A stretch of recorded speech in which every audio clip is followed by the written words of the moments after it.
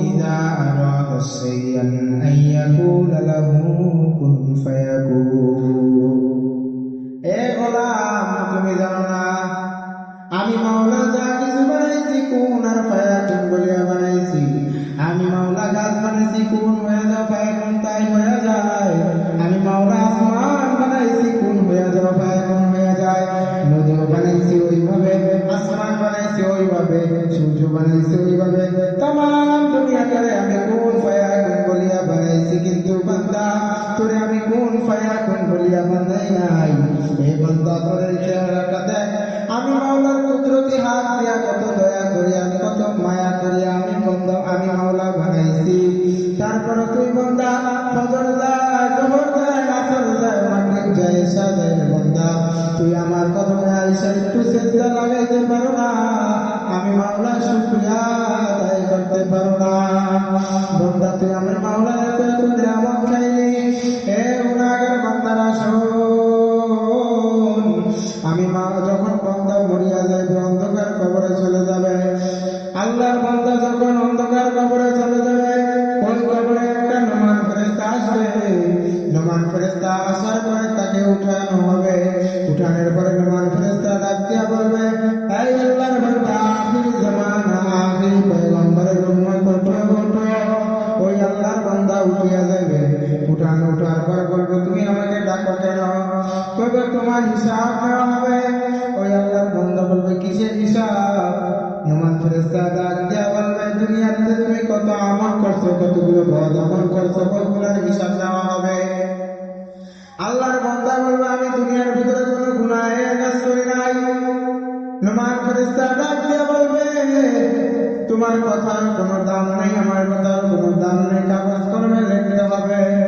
কয় এখন কাগজ পাবো কোথায় কালি পাবো কোথায় কলম পাবো কোথায় নমান ফেরেশতা তার গায়ের থেকে 3 টুকরা কাফনের কাপড় দিয়ে মানুষদেরকে দাফন করা হয় 3 টুকরা কাফনের কাপড় থেকে 1 টুকরা কাফনের কাপড় টান মারবে টান দেওয়া বলবে মুখে কবরওয়ালা এই আল্লাহর বান্দা ধরো এই কাফনের কাপড় তোমার কাগজ কয় কাগজ পেলাম কলম কালি কোথায় পাবো কয় কলম কালির ব্যবস্থা হবে কয় তোমার ডান হাতের শাহাদাত আঙ্গুল মুবারক তোমার কলম তোমার মুখে থুতু মুবারক তোমার কালি এখন বাংলায় কলম পাইছে কালি পাইছে কাগজ পাইছে এখন কলম কাগজ কালি পাইয়া এখন নমান ফেরেশতা ডাক দেবে আল্লাহর বান্দা তুমি তোমার আমলনামা লেখো বান্দা খুশি হইয়া তার আমলনামা লেখা শুরু করবে বান্দা খুশি হয়ে আমলনামা লিখতে এমন একটা সময় আসবে তার লেখা শেষ হয়ে যাবে ফেরেশতার ডাক দিয়া বলবে ফেরেশতা আমার আমলনামা লেখা শেষ তুমি এখন কি করবে আমি এখন কি করব তোমার আমলনামা লেখা শেষ এখন তোমার বদ আমল লেখো ওই আল্লাহর বান্দা এমন একটা চিৎকার মারবে চিৎকার মারার সাথে সাথে বলবে না আমি কোনো বদ আমল দুনিয়াতে করি নাই নমান ফেরেশতা ডাক দিয়ে বলবে না তুমি দুনিয়ার ভিতরে অনেক বদ আমল করছো বেগানা নারীর সাথে দেখা দিছো ব্যভিচার করছো কত গুনাহ করছো সুদ খাইছো হারাম খাইছো গুনাহ করছো জেনায় লিপ্ত হইছো আল্লাহর বান্দা এটা যখন না বলবে মিথ্যা কথা বলবে মোবাইলের মতন তার সামনে আইসা বলবে কোন দিন কোন তারিখ কোন সময় সে গুনাহ করছে অমুক দিন অমুক তারিখ সে গুনার কাজ করছে সুদ খাইছে আল্লাহর বান্দা এগুলা দেখবে কাঁদতে কাঁদতে এমন একটা পর্যায়ে চলে আসবে তার চোখে তখন পানি শুকিয়ে রক্ত করা শুরু করবে আল্লাহর বান্দা কাঁদতে কাঁদতে তার বদ আমল লেখা হয়ে যাবে এখন নমান ফেরেশতা তাকে দেখো আমলনামা কম বদ আমল বেশি হওয়ার কারণে নমান ফেরেশতা কান্না করিয়া দিবে নমান ফেরেশতা কাঁদতে কাঁদতে বলবে হে আল্লাহর বান্দা তুমি আমার মাওলার নিয়ামত খাইছো আমি মাওলার দাও কত নিয়ামত ভোগ করছো রে গোলাম তারপরে আমার মাওলার শুকরিয়া আদায় করো নাই আজ তুমি আমি চলে যাই যখন মন কান্নাতে আসবে তুমি তোমার বিচার কাজ শুরু হবে তোমার হিসাব কিতাব নেওয়া হবে এখন নমান ফেরেশতা কাটতে কাটতে চলে যাবে। তারপরে আসবে মুনকার নেকি আসার পরে তাকে উঠানো হবে। মুনকার নেকি জিজ্ঞাসা করবে মান রব্বুকা ওয়া মান দীনুকা ওয়া মান হাদা রাজুল, এই বান্দা তোমার রব কে, তোমার ইসলাম কি, তোমার নবী কে?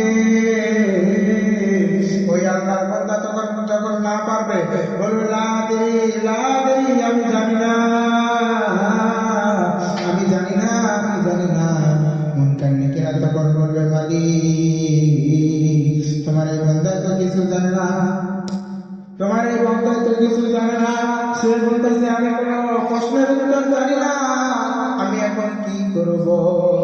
আল্লাহ তাআলা ডাক দিয়ে বলবে ফেরেশতা দেরি করো কেন? আমি মাওলার নেয়ামত ভোগ করতে তার কবরের সাথে জাহান্নামের একটা সংযোগ করে দে, তার কবরের সাথে সংযোগ করে দেবে জাহান্নামের সাথে। আল্লাহ কুতুবুল আলম ফজল করিম রহমাতুল্লাহ আলাইহি বলতে আমাদের মরহুম কিসসা হুজুর বলতে, বাবা দুনিয়ার ভিতরে থাকবা, দুনিয়ার ভিতরে এমন ভাবে থাকবা বাইন মাছের মতন থাকবা। বাইন মাছ কিরকম? পুকুর শুকায় যাওয়ার পরে বাইন মাছ 2 বা 3 দিন পরে বাইরে মনে কুটটা ধুইছে, এরকম অবস্থা। তার গায়ে কিন্তু কোনো কাদা লাগে না। এরকম আল্লাহর কুতুব ডাক দেয়া বলতে, এ দুনিয়াদাররা শোন, দুনিয়ার ভিতরে থাকবা, বাজারে করবা, সদাই করবা, সব কিছু করবা, তামাম সব কিছু করবা, কিন্তু দুনিয়া তোমার গায়ে লাগতে দিবা না। কারণ দুনিয়া হলো সমস্ত গুনাহের মূল। দুনিয়ার মহাব্বত তার সিনার মধ্যে ঢুকে গেছে, তার গুনাহ করতে কোনো দ্বিধাও হয় না। আর দুনিয়ার মহাব্বত যদি কলবে মুইসা, মাওলার মহাব্বত যদি কলবের মধ্যে পয়দা করে, ওই বান্দা খানার দিকে খানা খাইলো ইবাদতে পরিণত হয়ে যায়, বান্দা হাঁটলো ইবাদতে পরিণত হয়ে যায়, বান্দা যা কিছু করে মাওলার ইবাদতে পরিণত হইয়া যায়। এই জন্য আমার কান্না মাদ্রাসার ছাত্র ভাইরা সবসময় 3টা জিনিস অবলম্বন করিয়া চলবা।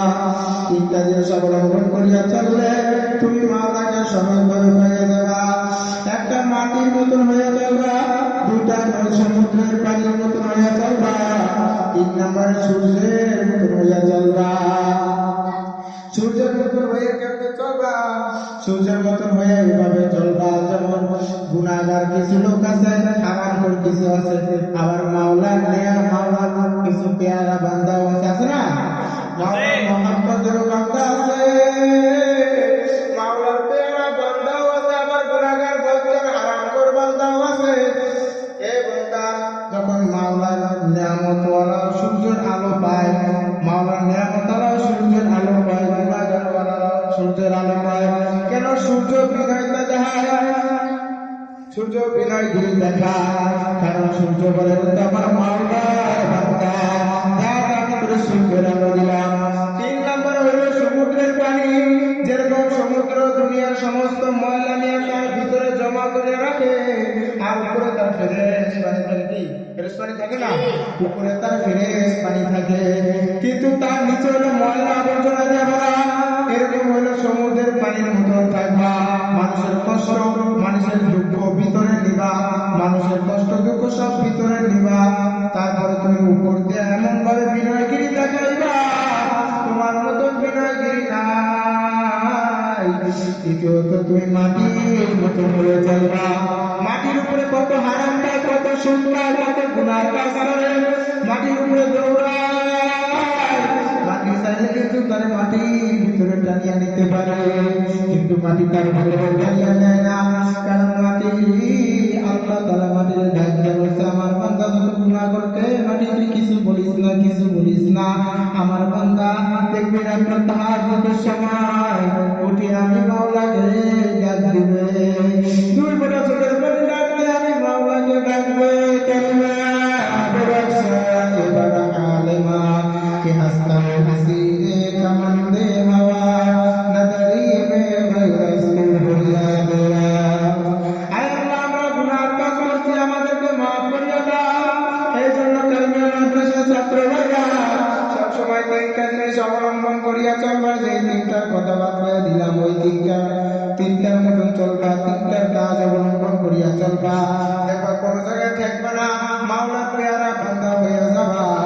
আর তাহাজ্জুদ করবা, মাওলার কাছে কান্নাকাটি করবা, মাওলা মাদ্রাসা রাস্তায় জমিনের ফয়সালা করিয়া দাও। আল্লাহ আমাকে রব্বানা আলামিন করিয়া দাও। আল্লাহ তুমি সব কিছু কবুল করিয়া নাও। এইভাবে আমাদের চলা লাগবে ইনশাআল্লাহ। আল্লাহ তাআলা আমাদের সবাইকে